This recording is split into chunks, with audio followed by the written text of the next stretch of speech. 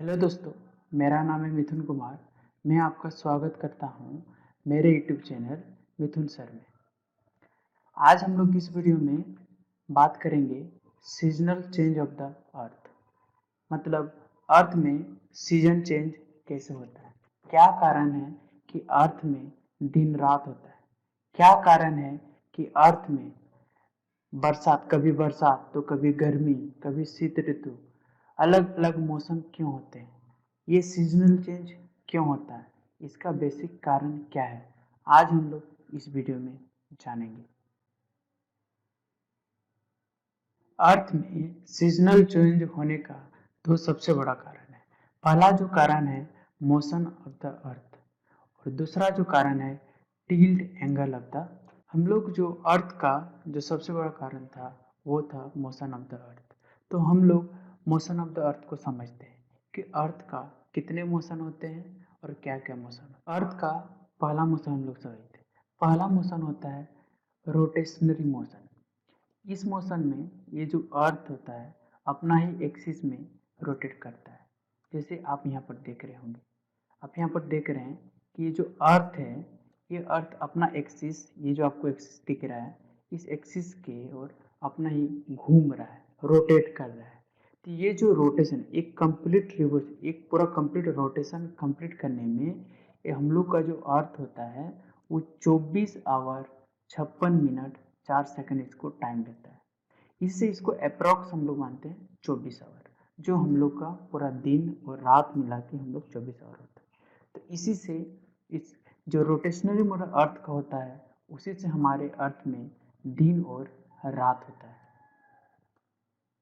ठीक है, इसीलिए ये जो रोटेशनरी मोशन होता है इसी को हम लोग डेली मोशन भी बोलते हैं।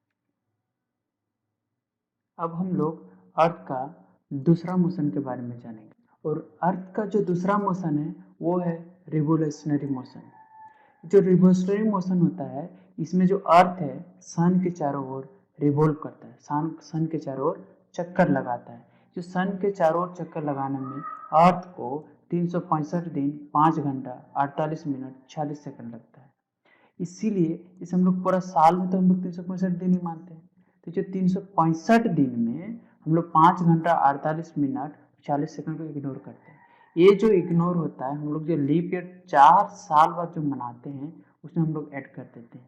ठीक है, क्यों कि लगभग 6 घंटा का अप्रोक्स होता है, और 4 साल में 6 4 24 24 आवर होता है। 24 आवर में एक दिन होता है, इसीलिए हम लोग 365 दिन में एक दिन लीप ईयर में जोड़ देते हैं, ताकि जो अर्थ का जो रेवोल्यूशन से जो पूरा ईयर हम लोग करते हैं इस ईयर को हम लोग मेंटेन किया जा सके।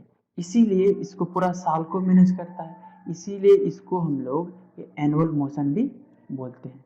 इसी मेन कारण यही होता है revolutionary motion of the earth, यही कारण होता है सीजनल चेंज का। इसी से मैक्सिमम सीजनल चेंज होता है। एक तो हम लोग जाने रिवोल्यूशनरी मोशन के कारण अर्थ में सीजनल चेंज होगा, और इसका दूसरा कारण जैसे मोशन ऑफ द अर्थ भी कारण था, मोशन ऑफ द अर्थ भी कारण है इसका जो,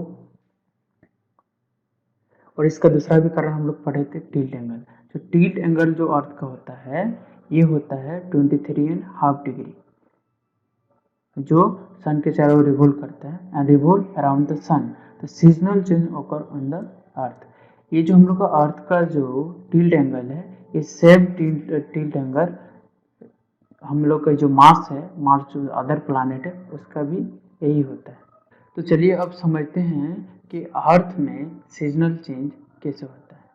जब देखिए ये जो सन होगा, ये सन अर्थ का इक्वेटर, ये इक्वेटोरियल है, ये सन का अर्थ के इक्वेटोरियल में जब भी परपेंडिकुलर होगा, मतलब इसका जो रे यहाँ से जाता है, ये रे जब इसके परपेंडिकुलर डायरेक्टली जाके इसको स्ट्राइक करेगा, मतलब रे परपेंडिकुलर होगा, तो इस एरिया में क्या होगा, सबसे ज़्यादा लाइट पहुँचेगा। सबसे ज़्यादा लाइट पहुँचेगा तो टेम्परेचर भी सबसे ज़्यादा होगा। तो ये जो आधा पार्ट है, ये जो आधा पार्ट आप लोग देख रहे हैं, ये क्या होगा, पूरा लाइट होगा, मतलब यहाँ दिन होगा। तो ये टिल्ट एंगल है अर्थ का, ये टिल्ट एंगल है, तो यहाँ से क्या होगा, ये दिन होगा, और बाकी आधा पार्ट में क्या होगा, लाइट होगा। तो इस एरिया में ये जो 24 आवर जब ये होगा तो क्या होगा, इस समय डे और नाइट इक्वल होगा, और इस सीजन में ये जो हाफ रीजन में क्या होगा, लाइट होगा, और हाफ रीजन में अंधेरा होगा। तो इसीलिए 12 घंटा दिन और 12 घंटा रात होगा। इसीलिए इस डायग्राम में हम फिर से दिखाएं कि जब अर्थ का रे पूरा इक्वेटोरियल के जो परपेंडिकुलर होगा, तो ठीक है, ये कब कंडीशन आएगा, 23 सितंबर को आएगा। ठीक है, 23 सितंबर। इसीलिए जिस दिन इक्वल डे और इक्वल नाइट होता है, उस दिन को हम लोग क्या बोलते हैं, इक्विनॉक्स बोलते हैं। इस कंडीशन को हम लोग इक्विनॉक्स बोलते हैं।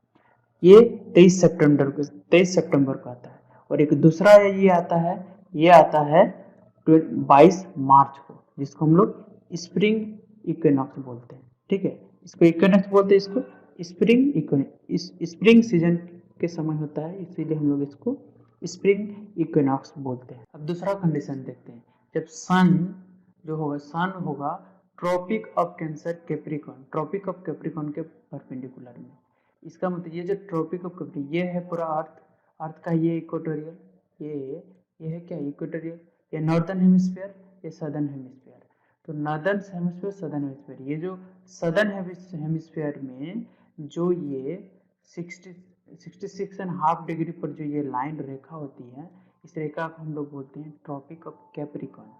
ट्रॉपिक ऑफ कैप्रिकॉर्न में जब अर्थ का जो रे होता है परपेंडिकुलर पड़ता है, इस केस में क्या होगा, इस केस में तो यहाँ पर क्या होगा, सबसे ज्यादा यहाँ पर कम डिस्टेंस होने के कारण, कम डिस्टेंस के कारण एनर्जी सबसे ज्यादा यहाँ पर होगा। ठीक है, और यहाँ पर लाइट कम पड़ेगी। ठीक है, तो यहाँ पर हीट सबसे ज्यादा होगा। जब हीट होगा तो इस सीजन में क्या होगा, गर्मी होगा। वही नदर हेमस्फीयर में जब ट्रॉपिक ऑफ कैंसर के इधर के राउंड में देखेंगे, तो इस राउंड जैसे इंडिया भी पड़ता है, चाइना पड़ता है, रशिया पड़ता है, इस सब सीजन में इस समय में क्या होगा, ठंडा होगा, क्योंकि यहाँ से ये जो लाइट है ट्रेवल करने में कम टाइम लगता है, और यहाँ पर कम लाइट भी पहुंचेगा। इस सीजन में यहाँ पर क्या है, ठंडा रहता है। ठंडा रहने के कारण यहाँ पर विंटर सीजन होता है। यही साउदर्न हेमिस्फीयर में यहाँ पर गर्मी, यहाँ पर गर्मी रहता है। मतलब जिस समय हमारी इंडिया में गर्मी रहती है, उस समय ऑस्ट्रेलिया में ठंडा रहता है, और जिस समय ऑस्ट्रेलिया में गर्मी रहता है, हम लोग में क्या रहता है, ठंडा रहता है। कारण क्या है कि ये लेस डिस्टेंस ट्रेवल करेगा। अगर लेस डिस्टेंस ट्रेवल करेगा तो एनर्जी भी ज़्यादा होगा। ठीक है, इसीलिए बोलेगा जब विंटर होता है तो छोटा दिन होता है। क्यों होता है छोटा दिन, कि देखो नॉर्दर्न हेमिस्फीयर जैसे इंडिया है तो लाइट कम पहुंच रहा है, और इसको टिल्ड एंगल है, टिल्ड एंगल होने के कारण और दिन भी छोटा रहेगा, क्योंकि ये जल्दी कवर कर लेगा। ठीक है, वही बड़ा दिन समर के समय में क्या होगा, बड़ा दिन होगा। ऑस्ट्रेलिया केस में मान सकते हैं, ऑस्ट्रेलिया और इंडिया केस में दोनों अलग अलग होता है। ये जो 22 दिसंबर को ही होता है, जब ये पूरा परपेंडिकुलर होता है साउदर्न हेमिस्फीयर में, ये 22 दिसंबर को होता है। इसीलिए हम लोग इसको विंटर सोलिस्टिक बोलते हैं। और विंटर सोलिस्टिक इसलिए बोल रहे हैं कि इस समय में हम लोग के टाइम में क्या होता है, विंटर का मौसम होता है, इसलिए हम लोग इसको क्या बोलते हैं, विंटर सोलिस्टिक। ये होता है 22 दिसंबर को। चौथा कंडीशन जानते हैं, जब जो सन होगा वो नॉर्दर्न हेमिस्फीयर का ट्रॉपिक ऑफ कैंसर जो है पूरा परपेंडिकुलर होगा। उस दिन क्या होगा, मैंने अभी समझाया था, उस दिन हमारे नॉर्दर्न हेमिस्फीयर में समर सीजन होगा। मतलब समर सीजन होगा, इसका मतलब बड़ा दिन होगा। और सदर्न हेमिस्फीयर में ऑस्ट्रेलिया तरफ विंटर सीजन होगा, मतलब छोटा दिन होगा। और ये जो अकर करता है, ये 22 जून को होता है। सॉरी, ये जो अकर जो होता है ये 21 जून को होता है, 21 जून। और इसीलिए हम लोग ये 21 जून को क्या, हमारे देश में गर्मी रहता है, इसलिए हम लोग समर सोलिस्टिक बोलते हैं। हाँ, अब हम लोग चारों कंडीशन को एक साथ समझेंगे। इस चारों कंडीशन को एक साथ समझते ही आपको समझ में आ जाएगा कि अर्थ में सीजनल चेंज कैसे होता है। अभी हम लोग चार कंडीशन को समझेंगे, किस केस में क्या होता है। पहला जो केस हम लोग देखे थे, उसमें देखे थे कि सन का जो रे है इक्वेटर में पूरा परपेंडिकुलर पड़ रहा है। तो इक्वेटर के इस एरिया में क्या होगा, पूरा जब इक्वेटर क्या होता है, एक सेंट्रल इक्वेटर है, लाइन है जो अर्थ में, वो जो अर्थ को northern hemisphere southern hemisphere equal part में बांटता है। जब इस इक्वेटोरियल लाइन में सन का लाइट पर परपेंडिकुलर पड़ेगा, तो पूरा अर्थ में दिन और रात बराबर होता है। ये जो केस हम लोग पढ़े थे 23 सितंबर को होता है, इसको इक्विनॉक्स बोले थे। ये ऑटोमनल इक्विनॉक्स भी बोलते हैं। तब हम समझेंगे कि टिल्ट एंगल और जो रिवोल्यूशन ऑफ द अर्थ के कारण हमारे अर्थ में सीजनल चेंज कैसे होता है। जब सन का रे परपेंडिकुलर पड़ता है इक्वेटर पर, तो ये पूरा आधा दिन, मतलब आधा दिन आधा रात होता है। इसी से, क्योंकि ये इक्वेटोरियल, इस समय इक्वेटोरियल में पूरा परपेंडिकुलर पड़ता है, तो इक्वेटोरियल क्षेत्र में इस समय पूरा गर्मी रहता है। इसी सीजन में हमारे देश में ऑटोमनल इक्विनॉक्स होता है, मतलब ऑटम का सीजन चलता है। यही जब धीरे धीरे धीरे जब मूव करते करते करते ये जब आता है, और एक समय जब ऐसा आता है जब सन का जो रे होता है ये सेंटर ऑफ कैप्रिकॉर्न के परपेंडिकुलर होता है। इस समय साउदर्न हेमिस्फीयर में गर्मी का सीजन रहता है और नॉर्दर्न हेमिस्फीयर में ठंडा का सीजन रहता है, और इसी सीजन 20 दिसंबर का हमारे देश में ठंडा सीजन रहता है। ये जो मूव करते करते जब अर्थ पहुंचता है थर्ड कंडीशन में, यहाँ पर फिर से सन का रे अर्थ के इक्वेटोरियल से परपेंडिकुलर होता है।